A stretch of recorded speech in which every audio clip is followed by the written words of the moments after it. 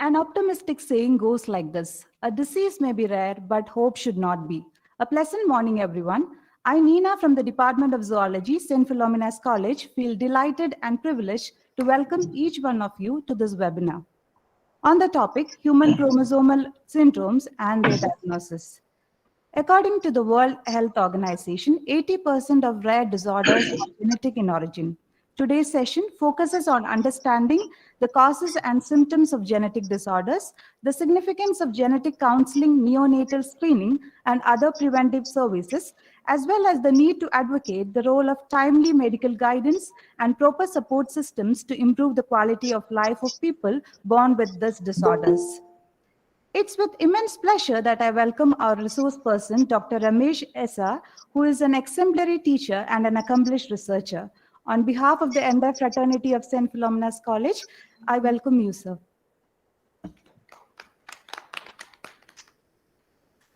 I extend a cordial welcome to the members of the college management, Reverend Father Dr. Bernard Prakash Barnes, Director, Reverend Father Maria Savia, the Vice Rector, Reverend Father John Paul, the Campus Administrator, and Reverend Father Julian. I wholeheartedly welcome our Principal, Dr. Alphonsus D'Souza, and our Vice Principal, Sri Vidyadhar Sanjay Nair, to this webinar. On behalf of the organizing committee, I extend a warm welcome to all the participants who have joined us. We have students, teachers, and research scholars from various institutions. Many retired senior teachers have also joined us. My greetings and hearty welcome to all of them. I wish all of you a very resourceful experience. You are requested to keep your audio and video in the off mode. Kindly share your questions and queries, if any, in the chat box. The questions related to the topic will be addressed by the speaker towards the end of the session, and other queries will be addressed by our technical team. May I now request Mrs. Mary Sophia I, Assistant Professor, Department of Zoology, St. Philomena's College, to introduce the speaker. Good morning, one and all. This task of introducing our guest of honor and speaker is a great privilege. He is a man of virtue and simplicity. I feel elated to introduce him to everyone, as he is also one of my favorite teachers. Dr. Sr Ramesh completed his post-graduation in bioscience with second rank from University of Mysore. He obtained his PhD in Drosophila genetics. He has carried out his postdoctoral work in Varchan, Germany. He chose Drosophila nosota subgroup as model organism to study chromosomal and isoenzyme polymorphism, biochemical genetics of larva and pupal salivary gland secretion, adult male accessory gland secretory protein, mutation, and biological differences. 6 years prior to his superannuation, he initiated work related to learning and memory in Drosophila, as well as screening and accessing the influence of phytochemicals on biochemical and genetic system of normal, as well as transgenic Alzheimer and Parkinson model of Drosophila. In addition to teaching and research at Department of Zoology, University of Mysore, Dr. Ramesh has served as organizing committee member for 40 programs that include national symposia and workshops in Drosophila. He has authored more than 170 publications in national, international scientific journal, and also many popular life science articles in Kannada published by Karnataka Science and Technology Academy. He holds 36 years of teaching experience and also served as chairperson and member of many committees of UGC New Delhi and more than 75 committees of University of Mysore and other universities. He holds a credit as a life member of Indian Science of Cell Biology and Indian Science Congress Association and association member of Karnataka Science and Technology Academy, Department of Science and Technology, Government of Karnataka. After superannuation in 2016 from University of Mysore, is now currently working as Chief Scientist and CEO, Academic Advisor in Maharjana Education Institution. He is also serving as a member of Institutional Human Ethics Committee of University of Mysore and Institutional Biosafety Committee of CFTRI Mysore and Executive Committee member in Gandhi Center for Science and Human Values, Bangalore. Dr. Ramesh holds a credit by authorizing a book on immunology published by McGraw-Hill Education Center, which is available in all leading bookstores and Amazon. Now I request Dr. Ramesh to take over the session. Very good morning, one and all. Sorry for the initial hiccups of executing the online mode of giving the lecture. I would have been more comfortable in person, but now the situation demands everything should be online, and hence I am online trying to connect with all of you. So this particular lecture is based on the chromosomal aberrations and its consequences in case of human life. Basically, this particular lecture is, as I was told, it's basically for the graduate students, and hence I made it more and more simple. And this lecture is not directed towards the teachers who are here, but for the students for easy understanding and then comprehension. So all of you, can I have the first slide? I'll keep going about it. Yes, sir.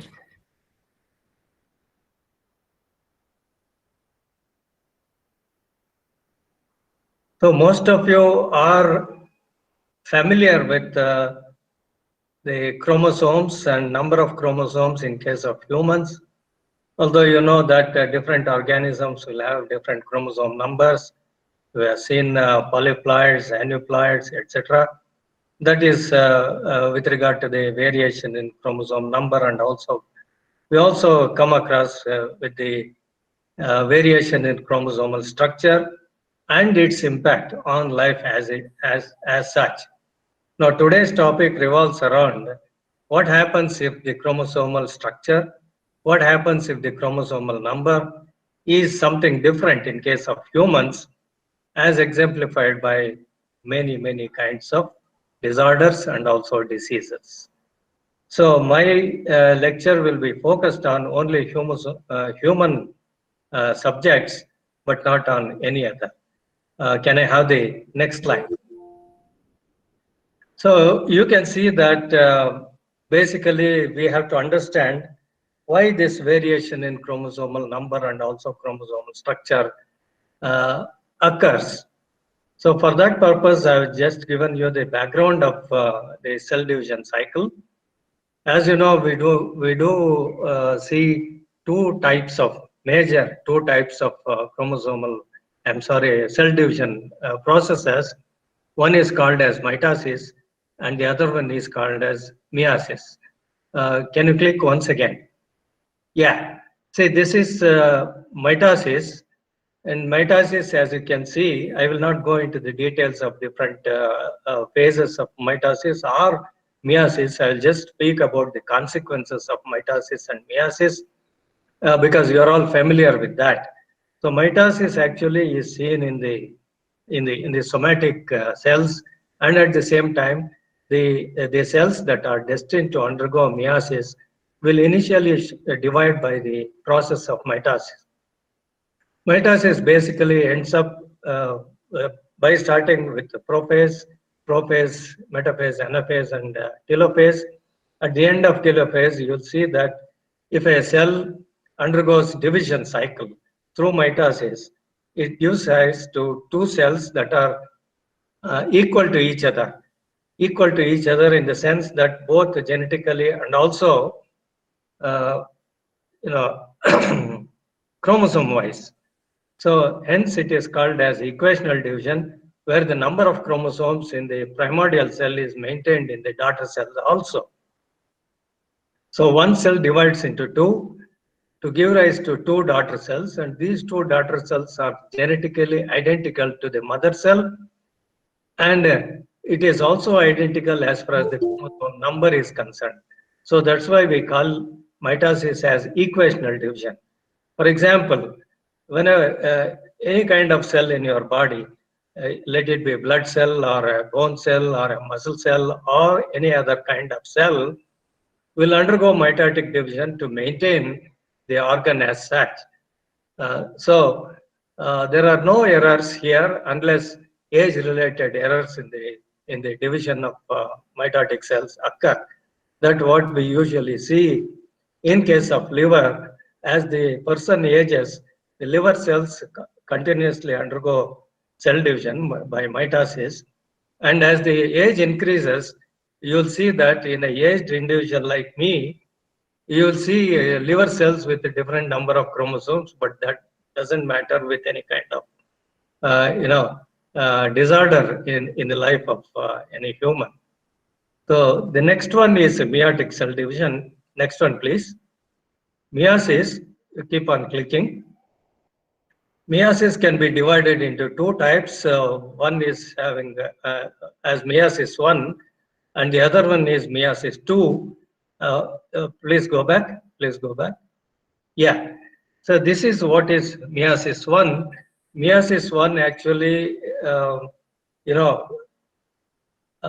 has got extended prophase that that leptotin, zygotin, packaging, diplotin, dikinesis, and then it enters to, I have not shown all those stages, but then it enters metaphase, anaphase 1, and telophase 1.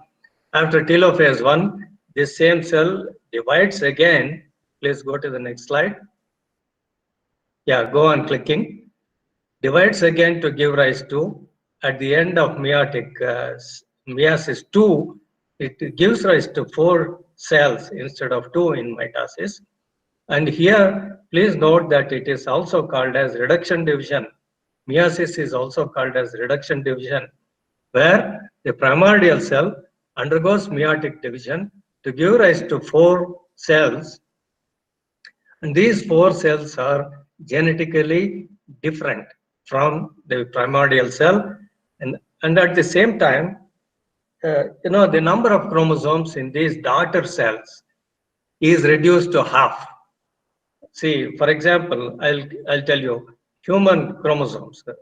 We humans have 46 chromosomes, 44 autosomes plus 2 sex chromosomes. So 46 chromosomes are there. When our germ cells undergoes meiotic division, it gives rise to meiotic products, and where the meiotic products will have half the number of chromosomes. Whether it is male or female, the meiotic products of or gametogenesis. After this is a preliminary to gametogenesis. So either sperms or the ova that is produced by humans will have half the number of chromosomes, and that is required for maintaining the chromosome number after the zygote is formed. So in this particular meiotic cell division, you'll see the formation of cells that are going to differentiate into gametes, either sperms or the ovum, and those gametes will have half the number of chromosomes to the normal. So 46 chromosomes is reduced to 23 chromosomes. Okay, so that's how the number of chromosomes are maintained once the zygote is formed after the fusion of the gametes. So this meiotic division is also called as reduction division. Reduction here in the sense that there is reduction in the number of chromosomes through meiosis. Next one. Yeah, I was telling you about the formation of gametes that occurs through meiosis. So the left one shows you the spermatogenesis, and the right one shows you different steps of oogenesis.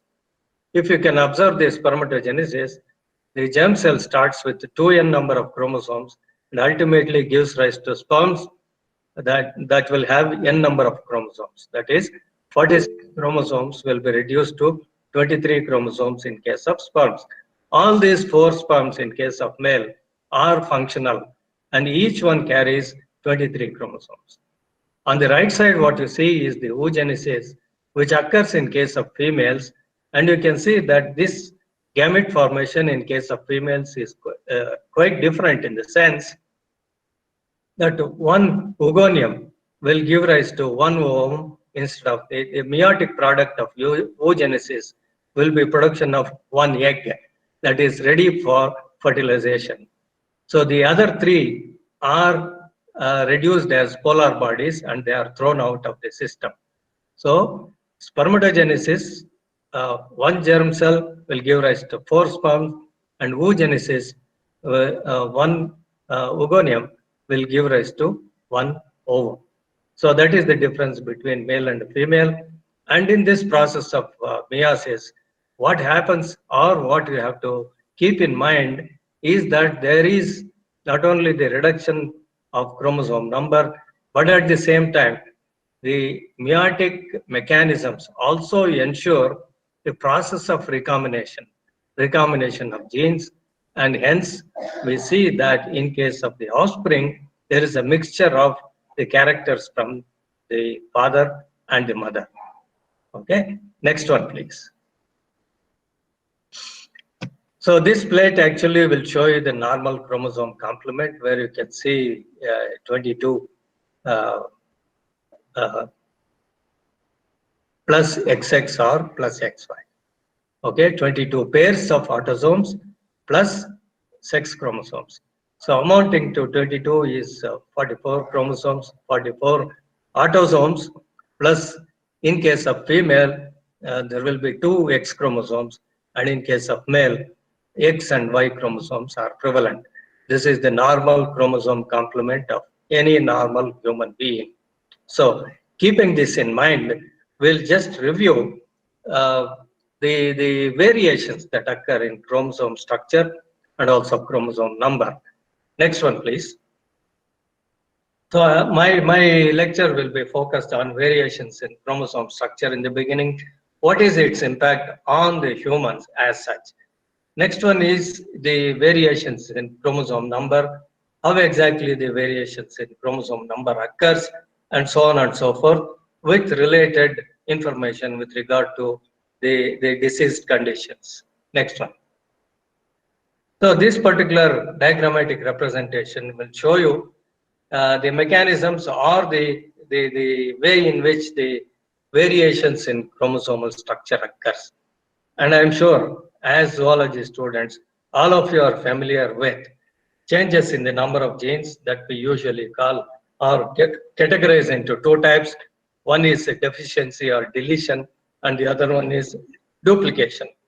The other kind of modifications that occur during the process of cell division, you can see that changes in the location of genes in the chromosomes, and in which case we can identify changes like inversions and translocations.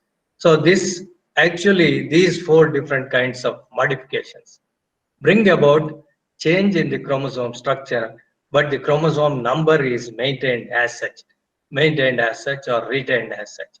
So these are the modifications that generally occur or sometimes occur during the process of gamete formation, and only these changes, if that occurs during gamete formation, that is passed on to next generation.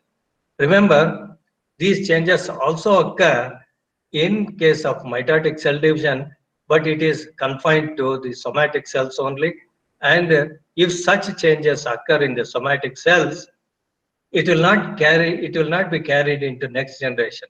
So these changes will remain as a mosaic within our own body. I told you that whenever there is cell division in the aging individuals, it so happens that changes in the number of chromosomes is very common, and changes, these kind of structural changes also occurs in case of old individuals whenever there is cell division by mitotic division, and of course meiotic division also. But that does not cause any kind of harm because it is localized and it is confined to only few cells in the individual. Okay, so these are age-related changes that are generally seen in any human being. So please remember, deficiency or deletion includes loss of some genes in the chromosome.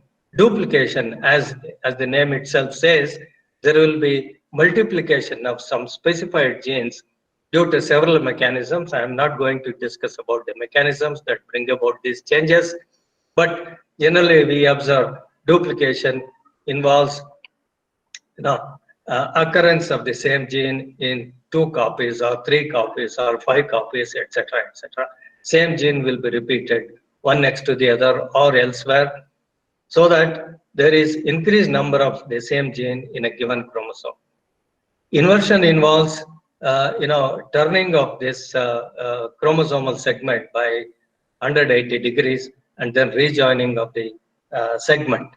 Translocation, as you know already, that it is the transfer or exchange of chromosomal segments between non-homologous chromosomes. All these changes, which I mentioned earlier, they occur in the homologous chromosomes, one paternal and another maternal, during the process of meiotic cell division. Translocations occur during meiosis, and the translocation involves exchange of chromosomal segments between non-homologous chromosomes. Okay, I'll provide you some examples of all these 4 different changes, its impact on the human system. Next one, please. So this particular slide will show you the difference between the segregation of chromosomes during mitotic division or meiotic division. And you see that after metaphase, when the cell gets into anaphase, what you see on the left side is the panel that shows you the normal chromosome formation, where there is a division of the centromere, the region that holds these chromatids together. During anaphase, what happens is there is longitudinal division of the centromeric region, as a consequence of which these chromatids will occupy the opposite poles and the normal chromosome structure is maintained. You please observe on the right side, if there is a variation in the plane of division of the centromeric region, you see instead of longitudinal centromeric division, there will be sometimes, these are very rare conditions, when there is horizontal or transverse division of the centromere, you'll see that the same chromosome will have a different structure, in the sense that these 2 chromosomes segregate to the opposite poles, by the virtue of which you'll see that the half of the chromosome will go to one pole and half of the chromosome will go to the other pole. That simply means that the chromosomes are not equally distributed between the daughter cells, whether it is mitosis or meiosis. So on the right side, you see that ultimately there is formation of isochromosome, and the cells into which these isochromosomes will get in will be deficient in number of genes as such, because the entire chromosome is not segregated to the opposite poles, or they will not be a part of the daughter cells as such, but a part of this chromosome gets into the products, or will get into the daughter cells, as a consequence of which there will be a kind of disturbance in the number of genes that are present on these chromosomes. So one cell will get what you can see in the figure, a blue colored region of the chromosome, and the other one will get a red colored region of the chromosome. That obviously means that this red colored chromosome will be lacking the genes that are present on the blue colored region or chromatid, and vice versa. So this kind of disturbances will have a serious impact on the cells, and at the same time, if these cells can survive and differentiate in the form of gametes, then those gametes will have serious repercussions. If the zygote is formed, if those cells are viable, if the zygote is formed by means of gametic fusion, the resulting zygote will end up in various kinds of problems. Next one, please. So let us focus, with this background, let us focus our attention on the congenital abnormalities in case of humans. Congenital means these abnormalities are inborn, or they can be seen right from the stage of birth of the baby. So that's why we call as congenital, or they are also called as inborn abnormalities, inborn errors in case of humans. So first we'll see please go back. So first we'll see deficiencies in heterozygous state. I would like to bring to your attention that the deficiencies are nothing but the loss of certain genes, loss of certain parts of the chromosomes. Now, when the deficiencies are there, that means a chromosome segment is lost, and that chromosome segment can carry one or more genes as such. So, if the number of genes that are lost from the chromosome are a little more high, then the zygote will not be able to survive because of loss of more genes. But that zygote can survive only in a heterozygous condition, not in a homozygous condition. And I am sure that what is heterozygous state means or heterozygous condition means, and what homozygous condition means. That means one of the chromosome will have normal complement of all the genes, that is called heterozygous state. And if both the paternal and maternal chromosomes, they are devoid of few number of genes, that is homozygous deficiency, and the chances of survival of that homozygous deficient state will be very, very remote. The zygote will not be able to survive, or even if the child is born, the child will not be able to survive. So, next one, please. We'll see with one example.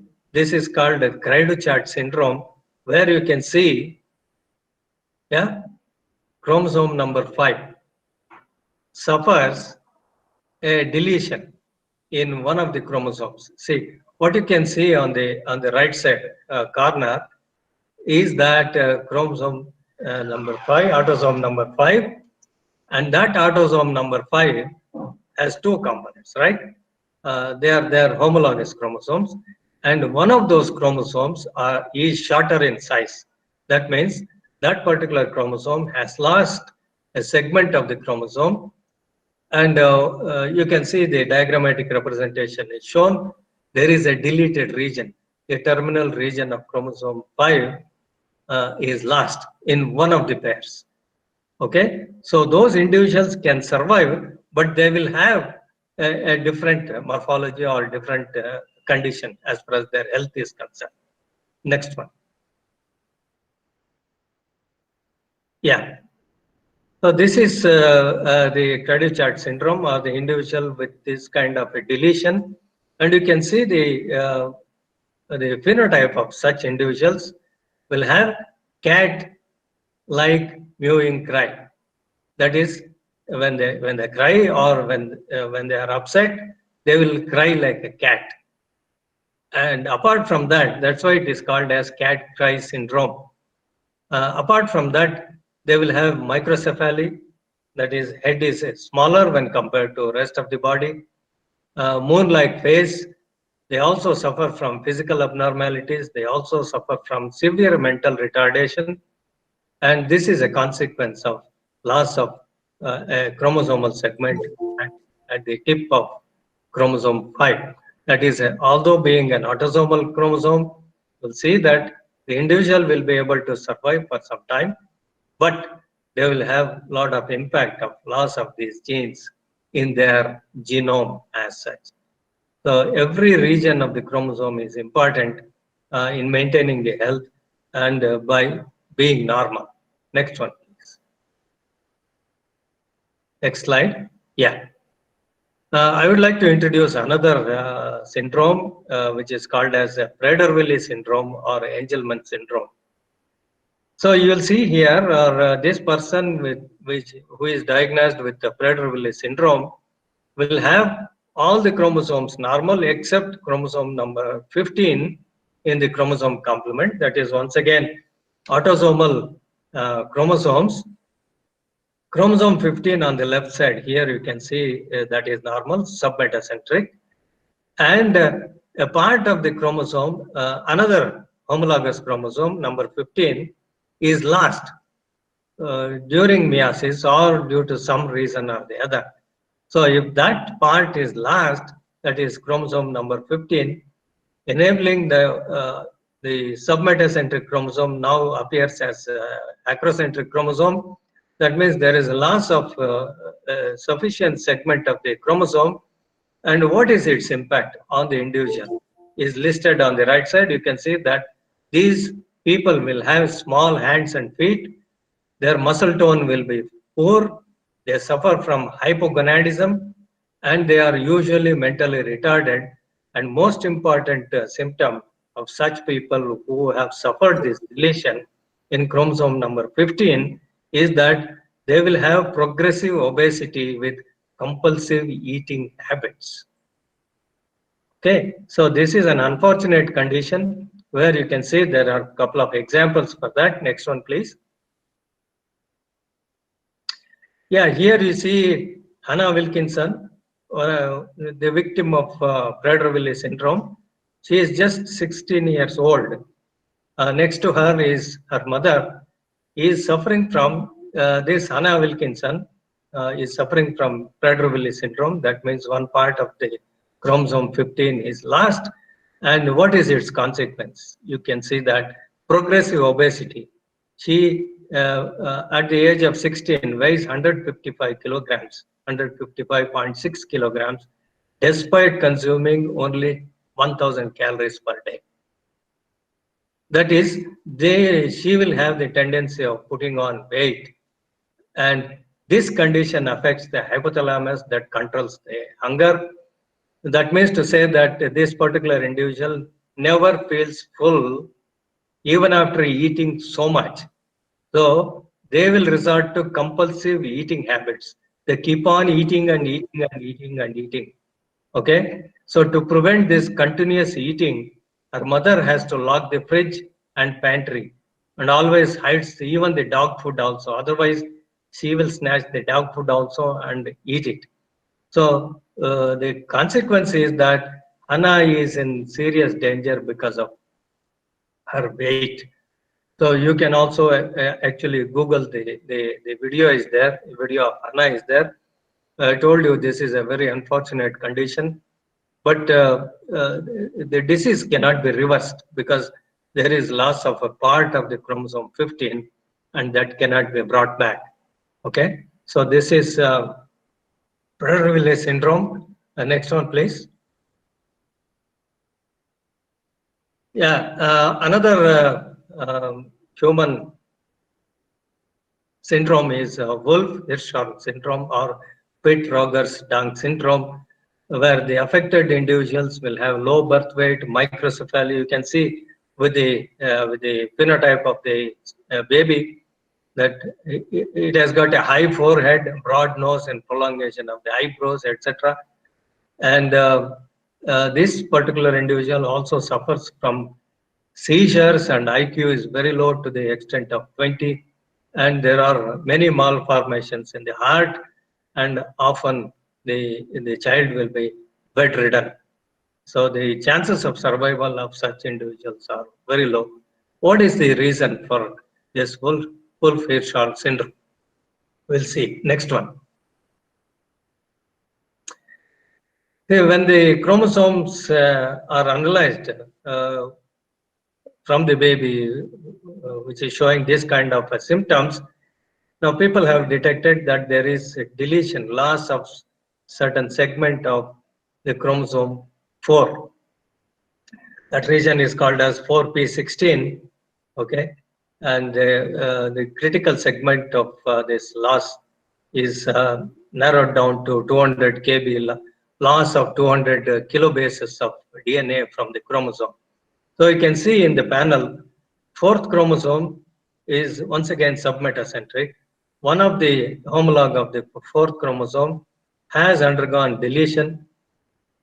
So thereby it has become almost acrocentric chromosome, and diagrammatic representation of this particular chromosome is shown on the right side corner where you'll see the loss or to what extent the loss is made, and see even the loss of this 200 kb of DNA from one of these chromosomes can be fatal for the individual. They may not be able to survive for a long time because of loss of many genes, 200 kb. Okay, next one. So there are other diseases associated with the deletion. I'm not going to greater details of that, and that includes Wilms tumor, Dyejar syndrome, Duchenne muscular dystrophy, Prader-Willi syndrome. I already told you. Retinoblastoma is one kind of cancer, and at the same time, there is also another cancer associated with the deletion, small cell lung cancer, etc., etc. Later on, I'll give you a list of that. Next one, please. So, cancers that are associated with deletions are listed here, and these are only few cancers I have listed, but because the list is very long, and I don't want to put all of them here. Some cancers that are associated with the deletions of chromosomal segments include osteosarcoma, neuroblastoma, melanoma, lung carcinoma, retinoblastoma, ovarian sarcoma, and the list is going to is longer enough. Next one, please. Yeah, we are through with the deletions and its impact on the human health or human condition. Now I'll focus my attention on repetitions of certain nucleotides that can be equated to duplication of certain segments of the DNA, duplication of certain segments of the chromosomes. Okay, short regions that are duplicated. Okay, measuring 1 to 6 base pairs, which can duplicate up to 50 to 100 nucleotides. They are distributed in the human genome, and these are called as short tandem repeats because the same nucleotide sequence is repeated and repeated. There are certain conditions where there is expansion of trinucleotide repeats. That means 3 nucleotides, they go on repeating and repeating due to some reasons, as a consequence of which it will have an impact on the human health. Now, I give you 3 examples just to highlight to what extent if the trinucleotides, 3 nucleotides are repeated, and what is its consequence. You can see here CGG, there is a repetitive sequence of CGG, cytosine, guanine, one next to the other, one next to the other. Okay, if these CGG sequence are within 50 repeats, okay, normally all of us will have these CGG sequences repeated from 6 to 50 times. 6 to 50 times. If these if these repetitions, sorry, 1 second.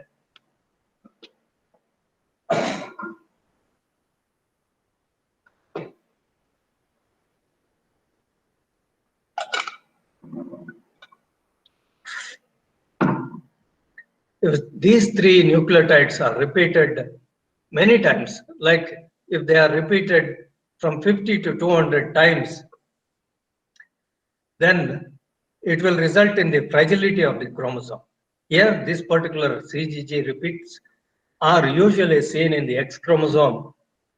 So that's why fragile X syndrome is resulted. Normally, these, where there is repetition of these sequences, the chromosome becomes very fragile, X chromosome becomes fragile, and there is a possibility of losing that part of the chromosome during the cell division cycle. Next one is repetitive sequences that are CTG. These 3 nucleotides are repeated and repeated many times. And you can see that repetitive sequences, CTG repetitive sequences, cytosine, thymine, and guanine, and they are repeated more than 26 times. Normally, all of us will have these repetitive sequences that can go up to 26 times. Otherwise, beyond that, it so happens that if these repetitive sequences goes up to 75, then it will result in a neurogenetic disorder called myotonic dystrophy. Okay, it will affect the muscles, right?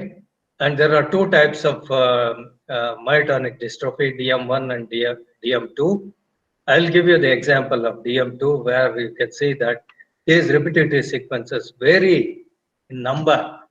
That CTG sequences are repeated from 75 to 11,000 times. Unfortunate. On an average, these DM2 people will have on an average, 5,000 repetitive sequences, and that will not be a good possession. Although there is increase in the number of nucleotides, you can see that it will have a deliberate, a serious condition on the health of the human being, myotonic dystrophy, where there is loss of muscle cells or dystrophication of the muscles. The other one is, I provide you just one example of neurodegenerative disorder, where there is repetitive sequence of CAG, cytosine, adenine, guanine. These CAG, normally are found below 26 repeats. All of us, when we are normal, okay, normal human beings will have these repetitive sequences that are less than 26. So it so happens that beyond that, if the repetitive sequences are beyond this number, 30 to 180 people have seen, that will result in a condition called as Huntington disease. It will cause a neurodegenerative disorder called Huntington disease, and these individuals will have the CAG repeats that range between 30 to 180.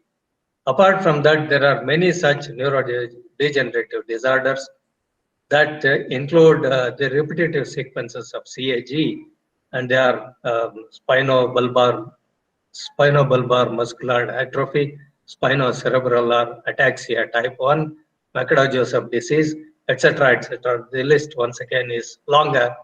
I gave you just an example of Huntington disease, and if some people are interested, they can just browse through other neurodegenerative disorders that are associated with repetitive sequences, increased repetitive sequences. These are generally called as trinucleotide repeats in the DNA. Next one. So apart from that, there is an example for a gene duplication causing a syndrome condition.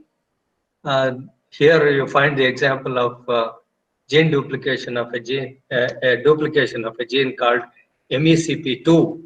Okay, this is confined to X chromosome.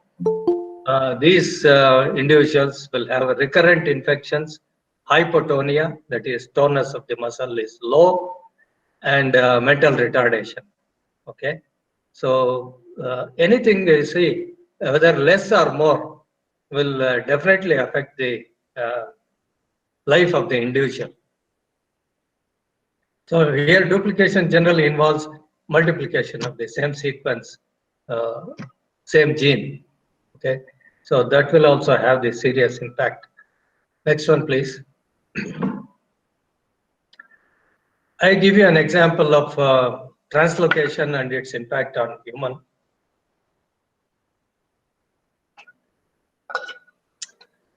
One such translocation here, which is exemplified, is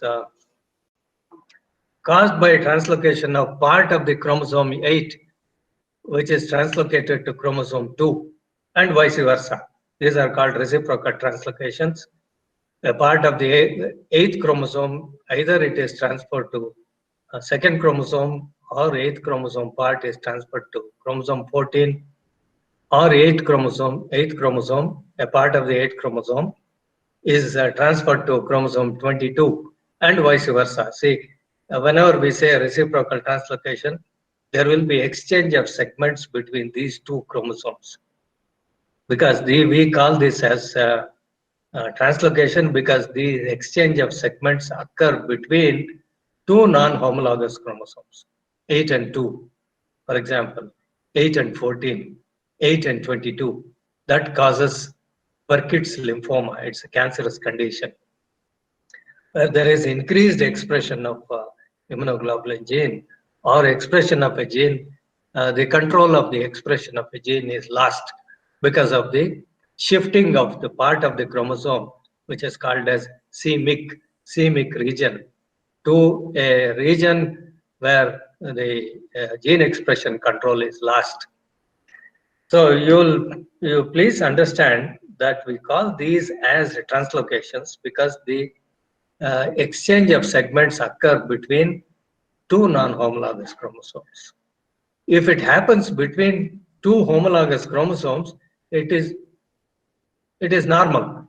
We call that as recombination. If the exchange of chromosomal segments occur between two homologous chromosomes, one is maternal, another is paternal, then that happens normally during meiotic cell division. And that kind of exchange between homologous chromosomes, we call it as recombination. And recombination is a normal process of meiosis. But if these exchanges occur between non-homologous chromosomes, then it may lead to erroneous situation, or it may lead to a diseased condition. So here the exchanges occurred between non-homologous chromosomes, and this is a typical feature of the humans who suffer from Burkitt's lymphoma. It's a kind of cancer. Next one. So one more example of reciprocal translocation.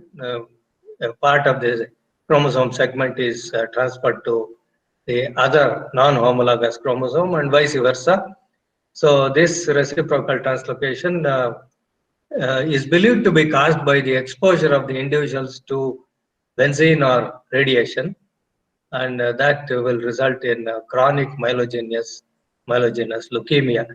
So you can see that there is a translocation or reciprocal translocation between chromosome 9 and chromosome 22, leading to a diseased condition or causing cancer, chronic myelogenous leukemia. Next one. So here is the list of different kinds of aberrations and in which chromosome it occurs. And all these aberrations, structural and structural aberrations, deletion, inversion, isochromosomes. You remember isochromosome? I told you what isochromosomes are, and of course translocations. And if there are these kinds of aberrations, it can cause varieties of cancer. A list you can go through. I've shared these slides with your teacher. You may please obtain all these slides and then go through, try to understand. I mean, this is a small list only. And if you look at the list of cancer, of course, the cancer is caused by many factors. There are 101 reasons which can trigger the onset of cancer. But these are established situations where a cancer can be associated with a deletion, inversion, isochromosome formation, translocations, etc., etc. Next one. Yeah, with these structural modifications, Sophia, can I continue for a while? Yes, sir. You can continue, sir. There's no problem. Okay. So we come to 9 till 12. Okay. We come to variations in chromosome numbers. All this while we were speaking about chromosomal variation with respect to the structure of the chromosome. Now, if we focus our attention on variations in chromosome numbers, they're usually called as chromosomal mutations itself, not gene mutations, but chromosomal mutations. They're also called as chromosomal aberrations. Okay. So here the variation in chromosome numbers will be in terms of diploid number +1 or +2 or +(-1) or -2. Accordingly, they are called in technical terms as monosomy, nullisomy, polysomy, and all these things you are familiar. Basically, this comes under aneuploidy, not polyploidy. Polyploidy is the multiplication of entire set of chromosomes. once or twice or thrice, etc. Aneuploidy generally means that there is either removal of one full chromosome or addition of one full chromosome or loss of both the chromosomes, etc. from the entire set. So monosomy, nullisomy, polysomy are the aneuploid conditions. Monosomy, you can see that there is 2n minus 1. So instead of having 46 chromosomes, the person will have 45 chromosomes. Nullisomy is a condition where from the one set of chromosomes, there will be loss of 2 chromosomes, okay, of the same time.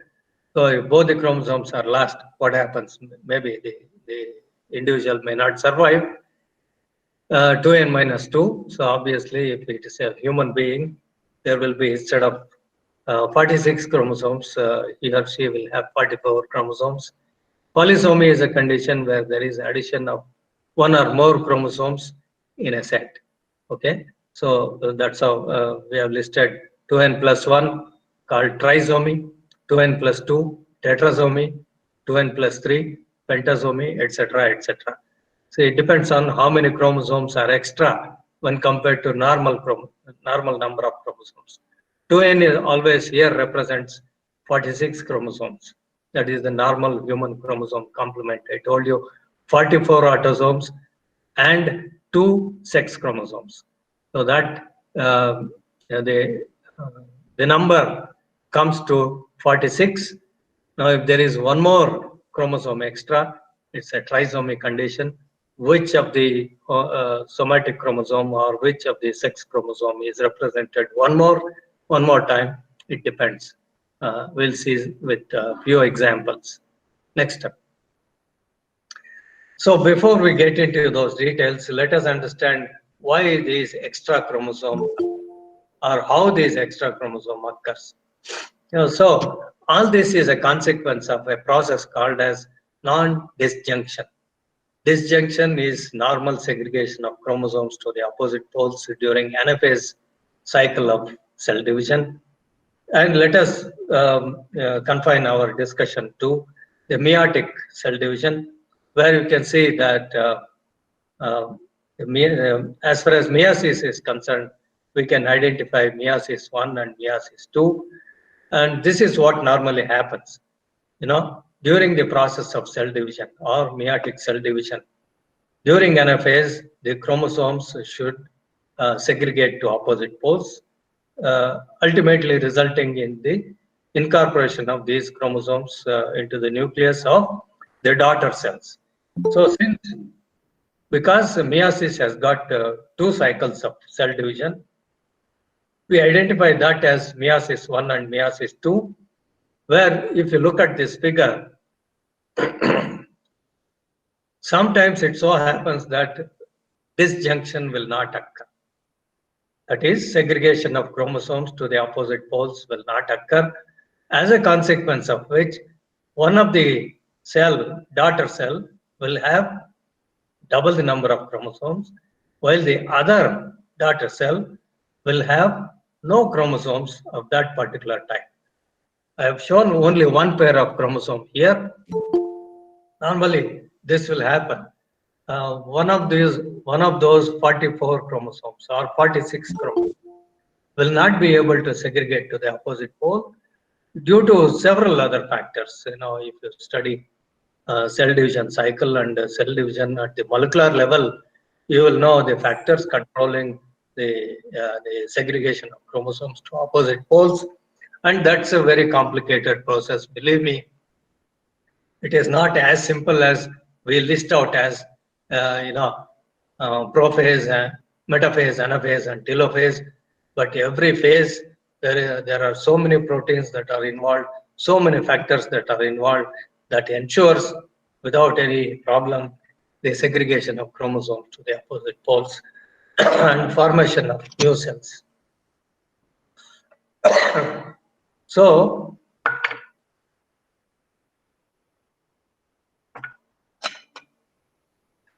here, for example, take this as chromosome set number 1. I'm sorry, autosome number 1. or autosome number 2, autosome number 5, or autosome number 21.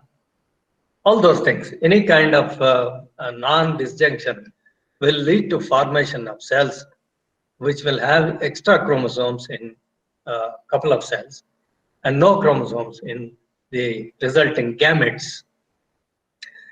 So, non-disjunction can occur during meiosis 1 or non-disjunction can occur in meiosis 2 also.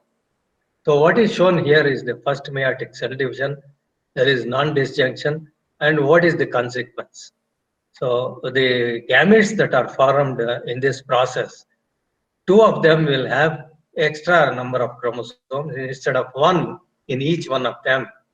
4 among 4 cells, 2 of them will have extra number of chromosomes and the other 2 will not have those chromosomes in their gametes. Okay.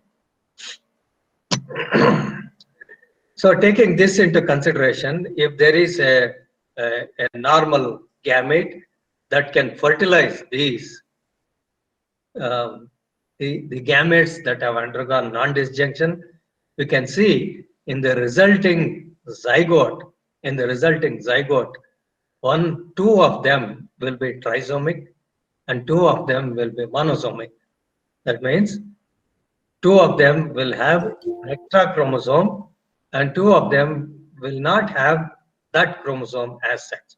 So here either maternal or paternal chromosome is lacking in monosomic condition, and this can cause a serious problem.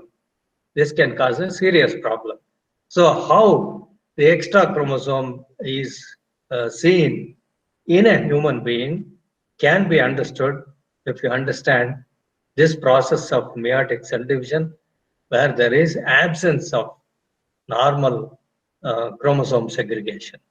And this process is called as non-disjunction. Disjunction is normal segregation, normal movement of the chromosomes to the opposite poles. Non-disjunction means there is a failure. And failure can be due to many reasons. Next one. This is just an animation. You can just follow this.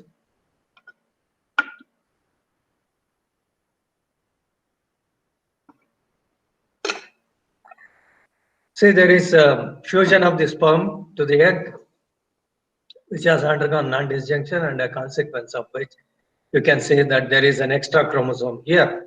Instead of 2, it will have 3 as such. You can see that 3, one of that. So that will form the zygote, and that zygote will develop into a fetus, and also baby is born. Okay. Next one. So in case of man, a small percentage of fetuses that are trisomic, that means if there are 8 chromosomes, or 9 or 13 or 18 or 21 or 22, those fetuses will survive. The baby is born. Okay. So a small percentage of fetus which is trisomic for 8, 9, 3, 13, 18, 21 and 22 autosomes will survive. Whereas if there is a trisomic condition, if there are trisomic condition for the fetus, other than this 8, 9, 13, 18, 21 and 22, those fetuses are spontaneously aborted. The zygotes will not be able to survive, or the fetus will not be able to survive. Okay, and in fact, a rare autosomal monosomy in man is also viable, but that viability will have serious impact on their health, mentally severely retarded, and suffer from too many abnormalities. So this is very rare. Monosomy is very rare because person would have lost the entire one chromosome, and with the consequent loss of many genes in that particular chromosome, whichever is lost. Okay, so have in your mind that trisomy is a condition where there is one extra chromosome instead of 2. There will be one more. It will be 3. So we'll see such conditions, trisomy conditions, in subsequent slides. Next one. So here you can see there is a trisomy of 8th chromosome, and this is typically a mosaic condition. That means in some tissues there will be 3 chromosomes of autosomy 8, while rest of the chromosomes will be represented only twice, normal. So chromosome 1 to 22, right, plus X and Y, they will be in pairs, except this chromosome 8. So this condition results in Varchan syndrome. Or what is meant by syndrome? Syndrome is a collection of diseases. So it is not one disease, single disease, but many diseases are manifested in these individuals, and that is why we call it as syndrome. Many abnormalities are seen in the same individual. So syndrome is nothing but a collection of diseases. Okay. So here is a mosaic condition of trisomy 8. In some tissues, we'll see the 3 chromosomes of 8th autosome, and in some tissues, we may not see this 8th autosome as such. Next one. Next slide.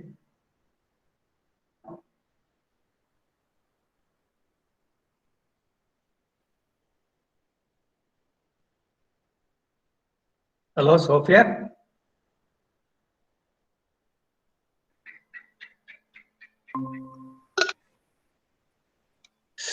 Yeah. So you can see Varchan syndrome. What are the disorders you can see in a Varchan syndrome? This is a common cause of miscarriage. Okay. Usually results in death of the newborn within first few months. And the frequency of Varchan syndrome, where chromosome number 8 is represented 3 times.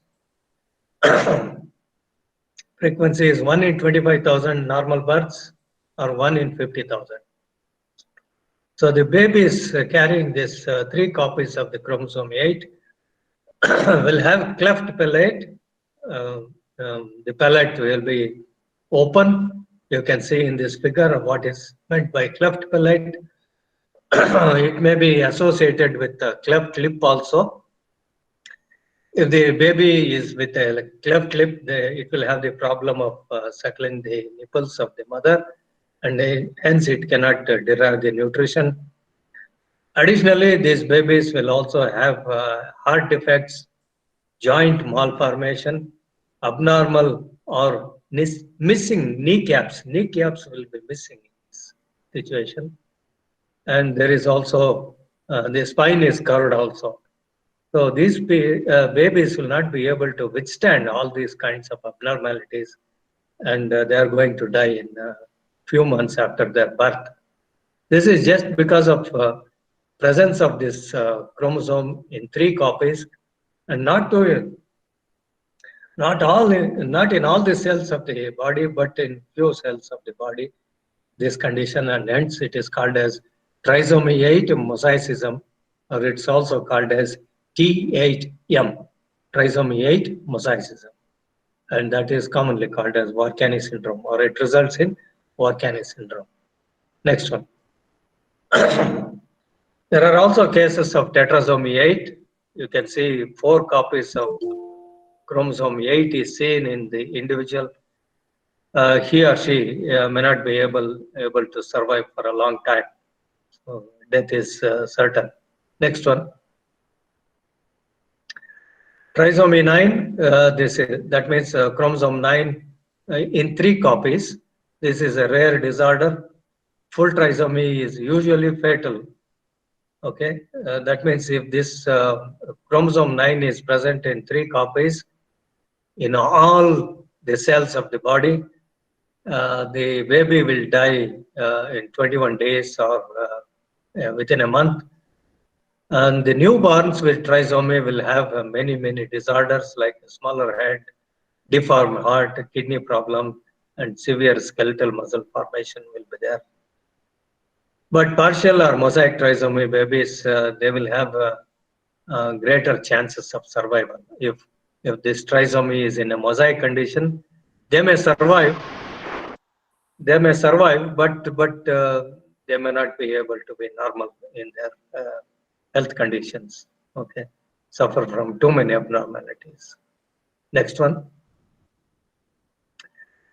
This is one trisomy condition of chromosome 13. You can see put a red box in chromosome 13. Instead of 2 copies, these individuals will have 3 copies of chromosome 13, and that results in what is known as Patau syndrome.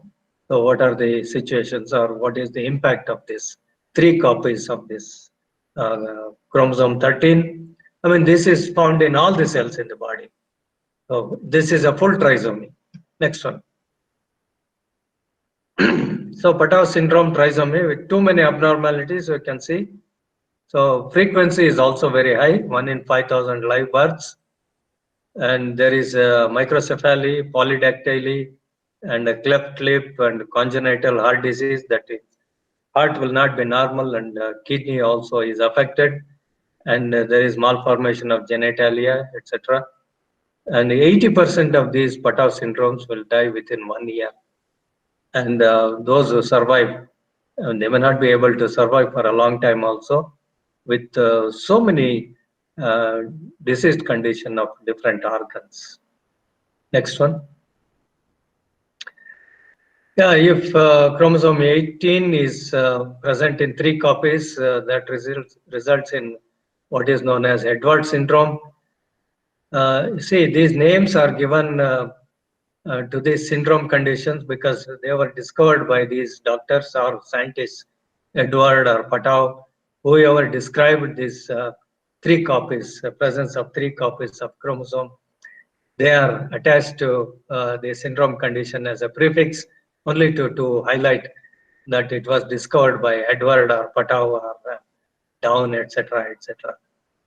So here also you can see trisomy 18. It's a full trisomy with a lot of defective condition like cleft lip and heart defects, and usually the baby will die within first few weeks after birth.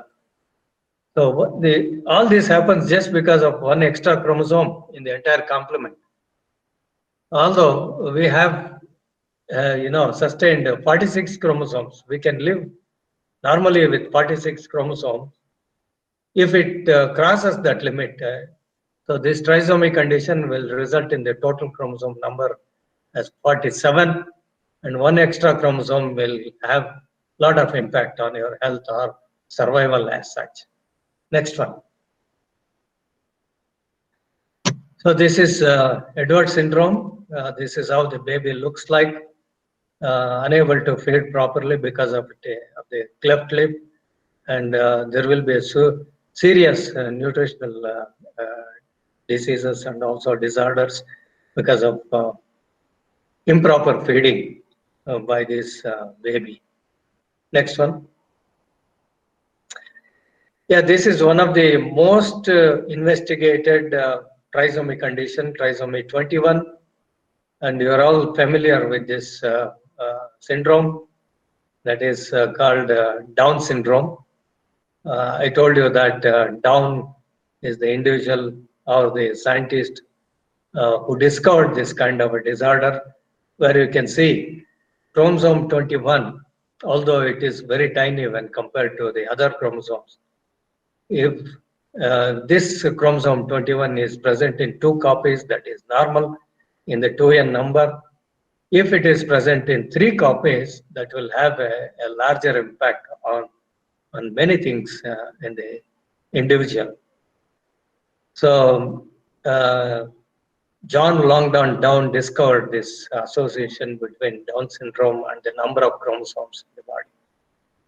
Next one, this is also full trisomy.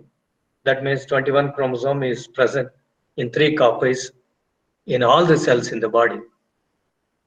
So many phenotypic changes are noticed here. Face typically flat and rounded, and a broad short skull, tongue is large and flat, etc., etc. You can see a number of defects are associated with 3 copies of chromosome 21, although it is a very short chromosome. And it results in abnormal physics, poor muscle tone, mental retardation is severe, and 70% of this Down syndrome children will have serious uh, cardiac problems. You can see all these are chromosome 21 in 3 copies, which is categorized as a Down syndrome. Very unfortunate condition because they will be able to survive for quite long, and you know they have to be taken care by the parents, and they have to be, see that that they survive as long as they can. Okay, next one. So why these 3 copies of chromosome 21 occurs? There has been a scientific study, and the study has revealed that with increasing maternal age, there will be disturbance in the meiotic meiosis in the oogoneum, and as a consequence of which there will be non-disjunction of chromosome 21, and as a result of which the zygote will come to possess 3 copies of chromosome 21 when it is fertilized by a normal sperm. And this has been associated with increasing age of the mother at which she conceives. You can see that the frequency of individuals or babies born with the Down syndrome increases with the increasing mother's age. 20 to 30, the frequency of Down syndrome is not that alarming, but beyond 30, 1 in 290, 1 in 100, conceptions or babies born to mothers who are beyond 35 years or beyond 40 years, beyond 45 years. I mean, this situation is generally seen in Western conditions or Western countries where the mothers will not be, ready to conceive a child. But this realization was very late. But now the whole scenario has changed. Now the thing is that now with the increasing mother's age, if the mother bears a child, the chances of producing or chances of giving birth to a Down syndrome will be very high. Next one.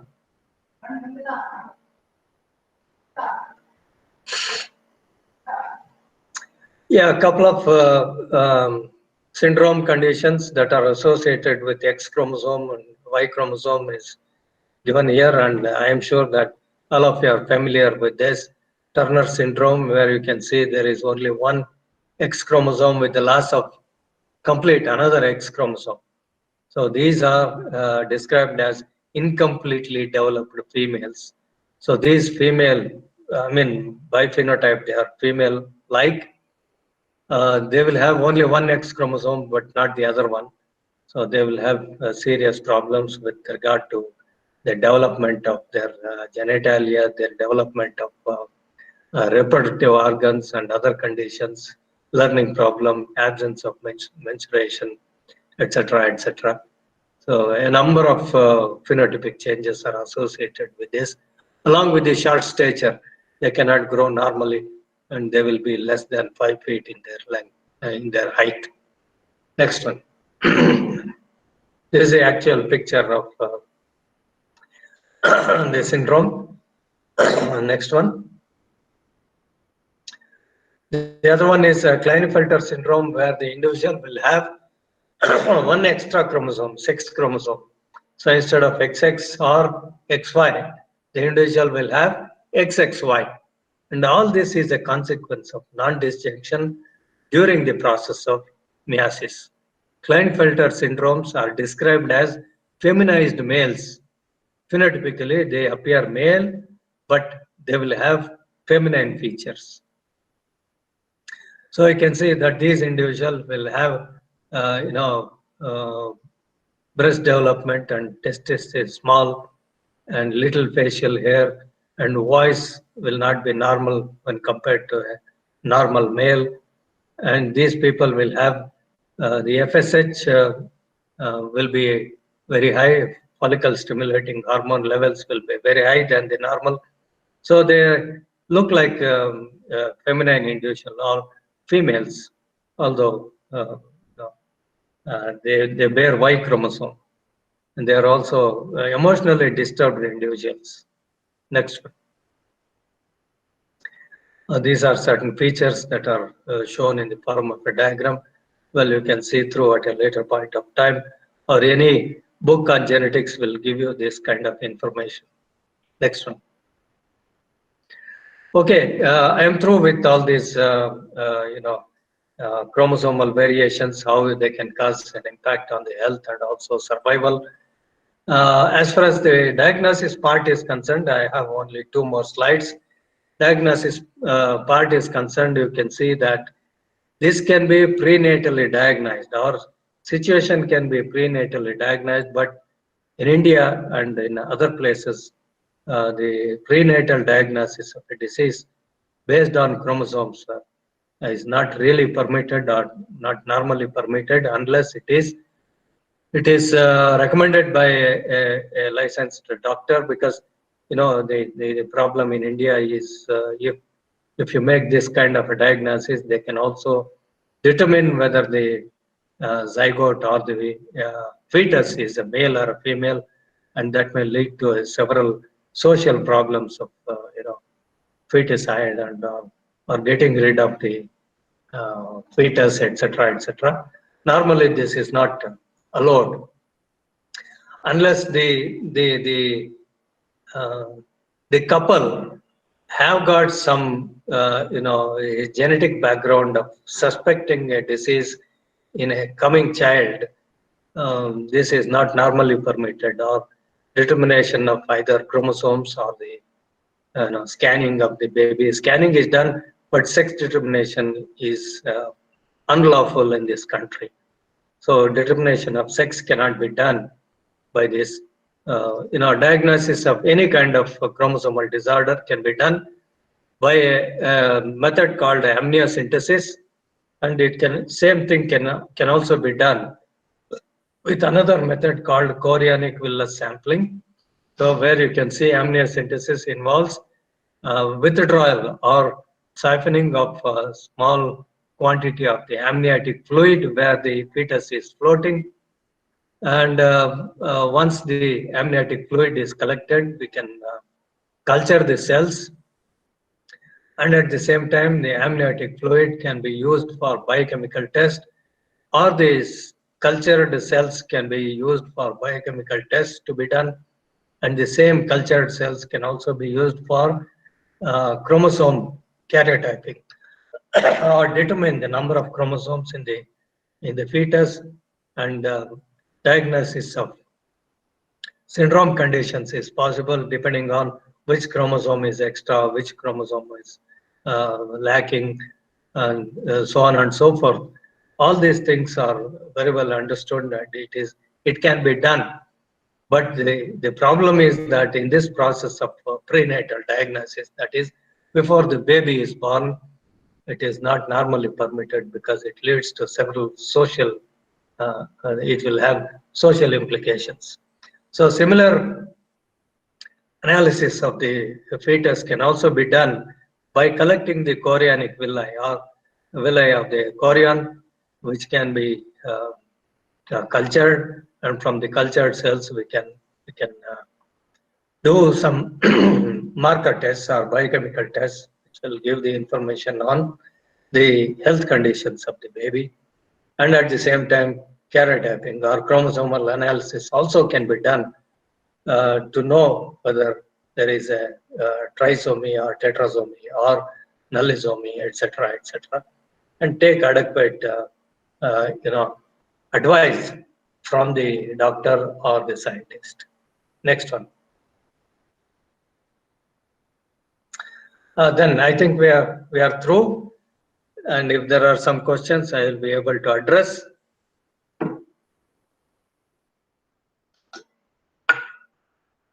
Sophia, I'm done. Yes, sir. I'm sure that all the participants would join me in appreciating the speaker for the enriching experience we just had. Thank you, sir, for the wonderful session. We have few questions, sir. With your permission, shall we move on to the questions? Sure. Please tell me.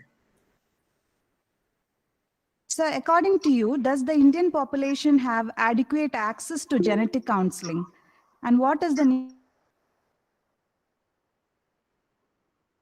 Sorry? Genetic counseling?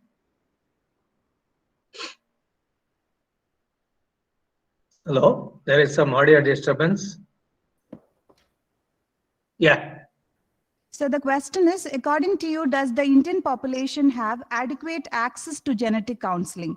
And what is the need of the hour in this direction?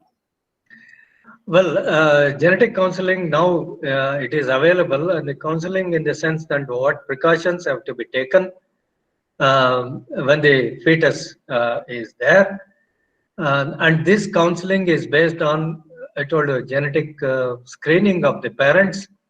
If the parents come from families which are predisposed for any kind of genetic diseases, the possibility of the fetus having that genetic disease can be very well mapped and also can be understood, and the couple will be counseled as far as how to go about, how to manage, etc., etc.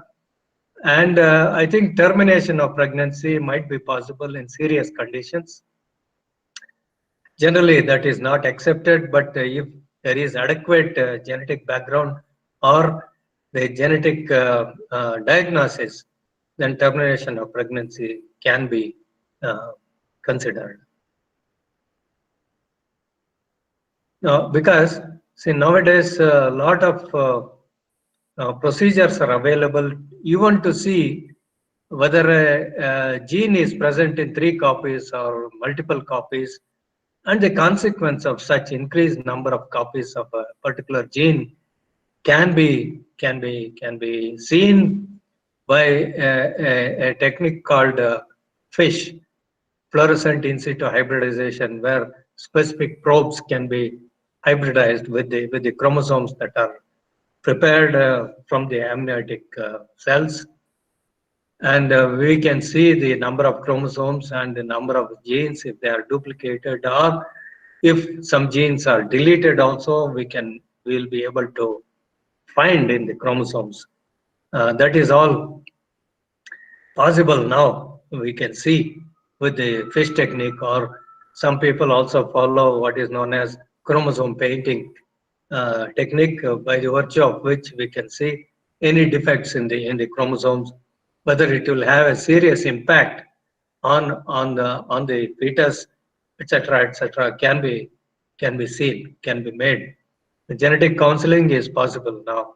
It is generally given, and genetic counseling is required for those parents who have got a different genetic background. Say, for example, hemophilia, right? They will be able to get a counseling, and then how to prevent the miscarriages or how to manage the fetus also can be assessed and also can be counseled. Thank you, sir. The next question is, we know most of these disorders are not curable. So how do we manage and rehabilitate the patients, especially in a country like ours? Yeah, I told you that many trisomies, for example, they cannot be reversed because it is part of their genome. But at the same time, I should not use this word. The child will become a burden for the family. Trisomy, for example, Down syndrome. The survival of the Down syndrome children is much more than the other trisomies. We'll see generally these children are there who are not mentally proper, and there are some schools which are taking up maintaining these children. When many NGOs are involved in maintaining these children with serious genetic disorders, but at the same time, it's only the question of maintaining them, maintaining their health, but it cannot be reversed. That's a unfortunate situation. Although the parents would like to have the baby, but it will be a burden for them, definitely. I wish the couple should not have such kind of no. It's only a wish. It's not my suggestion or imposition. But unfortunately, I know many families where these syndromes are there, but they have taken it. They have taken it. Especially in Indian condition, we are emotionally attached to the child, unless elsewhere. They may not care also, but they adapt many procedures for that. But as far as Indian conditions are concerned, we do maintain. I've seen many families who have these syndromes in their homes. They're unable to speak. They're unable to be normal, etc., etc. Serious health conditions are there, but it's taken as a part of the family. Yeah. Sir, in the present scenario, as you have already mentioned in your presentation, women globally prefer to settle down lately due to their education and career preferences. So, how do we reduce the risk of genetic disorders? So, sir, kindly throw light into this. See, this is quite a complicated question in the sense we have scientific data which relates to with the increasing mother's age, there will be disturbance in meiosis. Okay, same thing may happen in men also. Now they may end up with oligospermia or disturbance in meiosis and production of abnormal sperms in their sperm, semen, etc., etc. But the impact is more in case of women because women produces only one egg per month during the menstruation.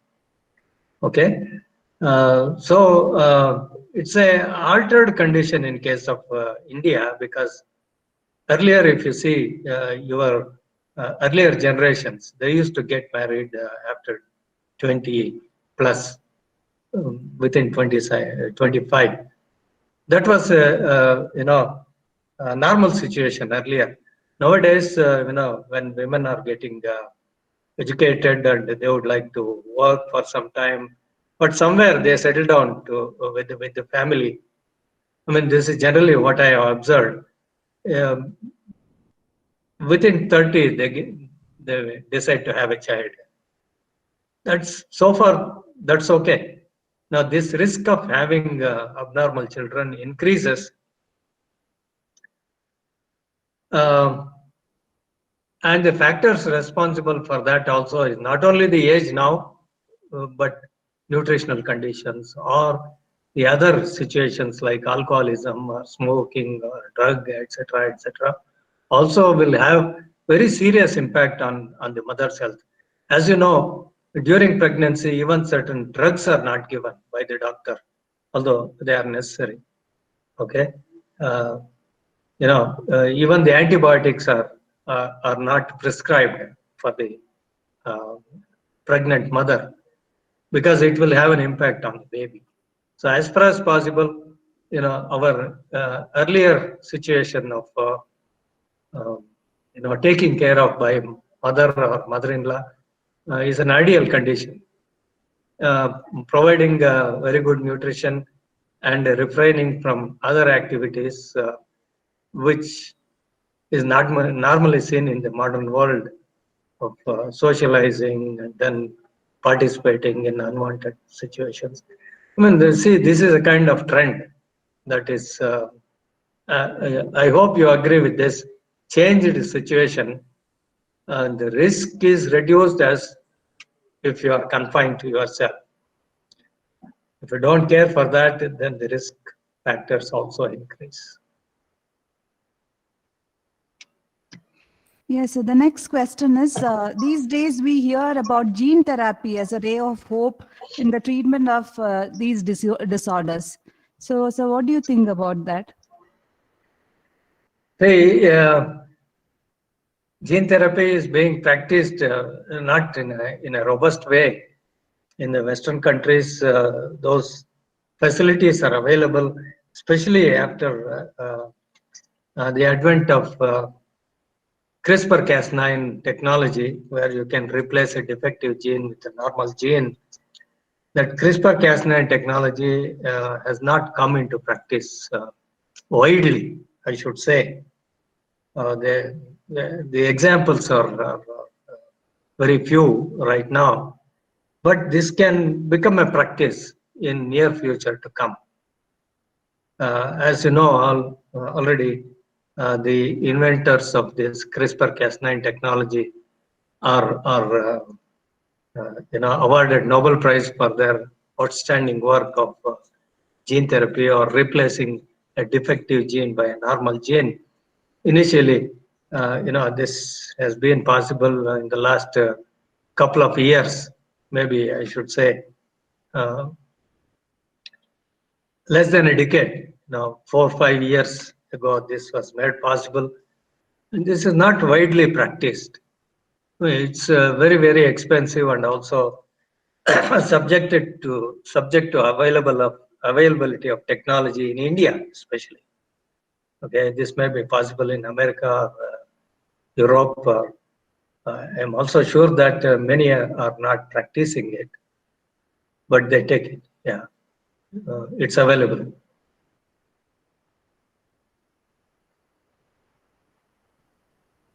So during pregnancy, when is the ideal time for going for detection test for genetic disorders?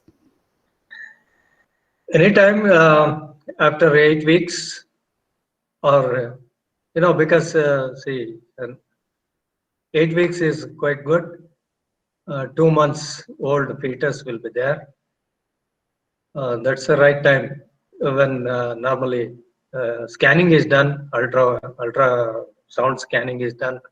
Any defect can be noticed with the ultrasound scanning, and genetic tests only is done if based on the genetic background of the parents. Can be done. Amniotic fluid, as long as you can suck the amniotic fluid, the genetic tests and chromosomal tests can be done.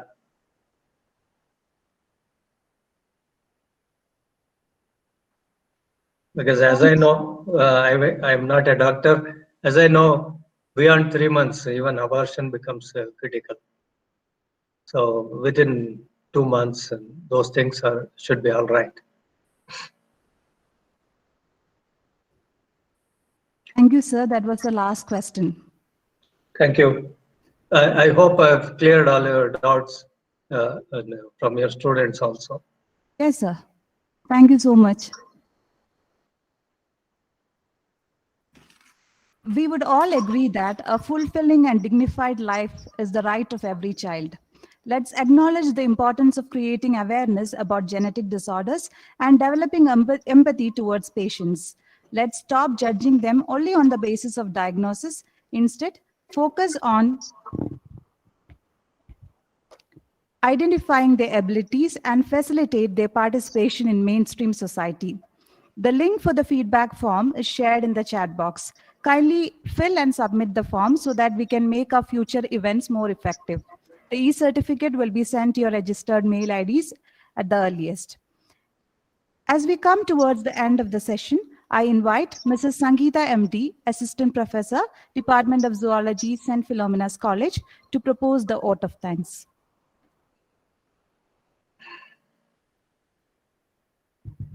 A very good afternoon to all. Being the member of organizing committee of this webinar, it's my privilege to propose the vote of thanks. I take this opportunity to thank our chief guest, Dr. Sr Ramesh, who honored this session with his scientific knowledge. Once again, thank you, sir, for making us aware about causes, risks, and diagnosis of human chromosomal syndrome. On behalf of the organizing committee members, I express my sincere gratitude to Reverend Father Dr. Bernard Prakash Barnes, Rector Manager, St. Philomena's College. I would like to express my heartfelt gratitude to Reverend Father Maria Xavier, the Vice Rector, Reverend Father John Paul, the Campus Administrator, and also extend my gratitude to Reverend Father Julian. A warm thanks goes to our principal, Dr. Alphonsus de Souza, for his sincere efforts towards the success of this session. May I take this occasion to thank all the participants for their overwhelming response. I offer my special thanks to Mr. Babu P. from the Department of Malayalam, Mr. John Joseph, and Mr. Swaminathan for all the technical support. Once again, thank you one and all. I would like to acknowledge and thank the organizers for giving me this opportunity to share my knowledge with the faculty and the students of St. Philomena's and other members who are here. Thank you. Thank you, sir. The pleasure and privilege was completely ours. Thank you all once again for joining us. Best wishes and good day. Bye.